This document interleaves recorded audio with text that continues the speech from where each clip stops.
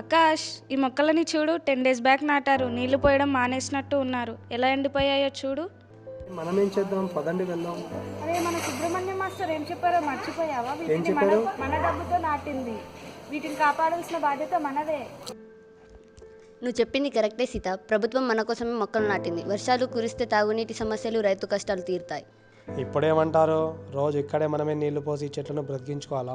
రోజు మనం పోయలేము, కానీ ఇక్కడ ఉన్న వాళ్ళకి ఒకసారి చెప్పి చూద్దాం. మన మాట వింటారా? అరే, ప్రయత్నం అయితే చేసి చూద్దాం. వీళ్ళు మనల్ని అర్థం చేసుకుంటారా? అర్థం కాకపోతే మన మీద మహా అయితే అరుస్తారు, అంతేగా. అర్థం చేసుకుంటే ఈ మొక్కలకు నీళ్లు పోస్తారు. సరే వెళ్దాం, పదండి అడుగుదాం.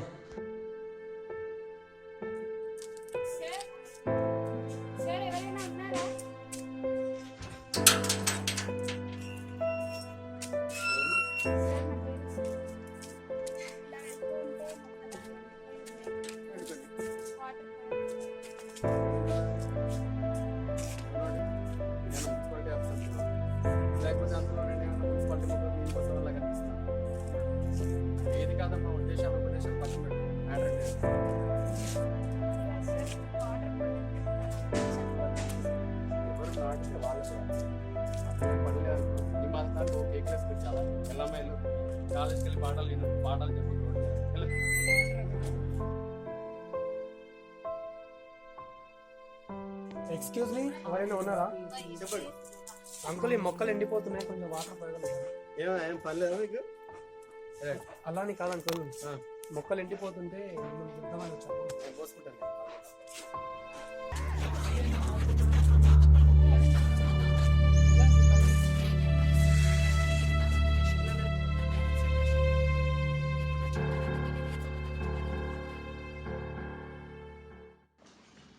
చెప్పానైతే చెప్పాం, రేపటి నుండి కనీసం ఒక్కరైనా మారితే బాగుండు. నాకు డౌటే.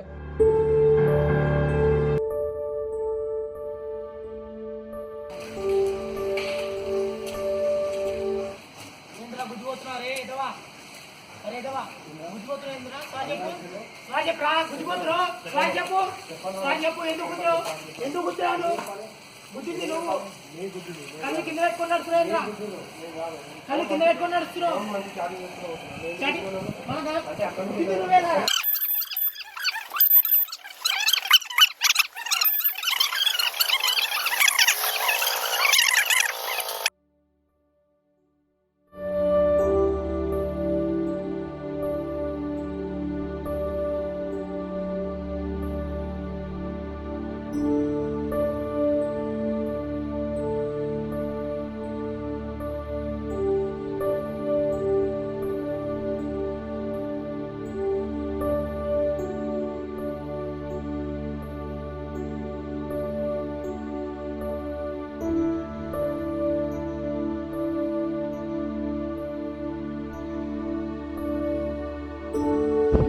ఈరోజు ఒక మంచి పని చేసాం, చాలా హ్యాపీగా ఉంది. మార్పు వస్తుందేమో, ఆశిద్దాం.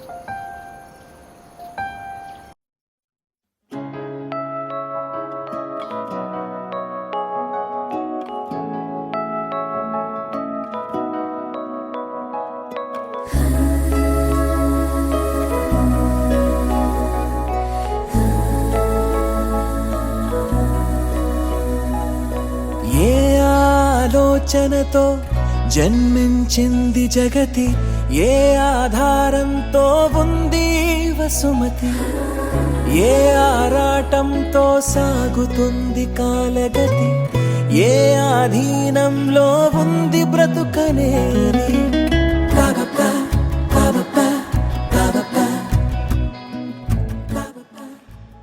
పర్యావరణం కాపాడడానికి, వర్షాలు కురిసి రైతు కష్టాలు, తాగునీటి సమస్యలు తీరడానికి మన ప్రభుత్వం చేపట్టిన హరితహారం కార్యక్రమంలో ప్రజలందరూ భాగస్వాములు అవ్వాలని, మా విద్యార్థులు చేసిన ఈ చిన్న ప్రయత్నాన్ని అభినందించి ఆశీర్వదిస్తారని ఆశిస్తూ